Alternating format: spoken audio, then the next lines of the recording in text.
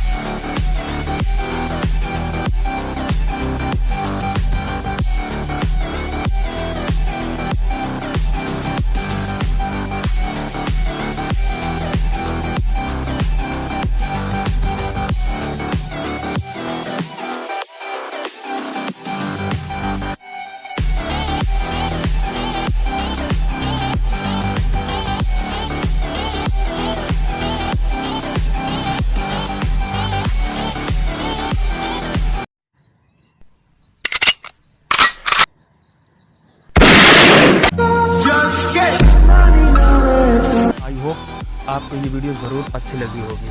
अगर ये वीडियो अच्छी लगी होगी तो इस वीडियो को कर देना लाइक और चैनल को कर देना सब्सक्राइब और ज़्यादा से ज़्यादा इस वीडियो को कर देना शेयर। और मैं उम्मीद करता हूँ आपको जो है और अच्छी एडिटिंग बता सकूँ, तो इस वीडियो को ज़रूर से ज़रूर लाइक कर देना और वीडियो को जो है ज़्यादा से ज़्यादा लोगों को शेयर कर देना, जितना हो सके तो आपको जो है इस वीडियो को शेयर कर देना। बस आप लोगों का सपोर्ट चाहिए यार, तो चैनल कर देना सब्सक्राइब।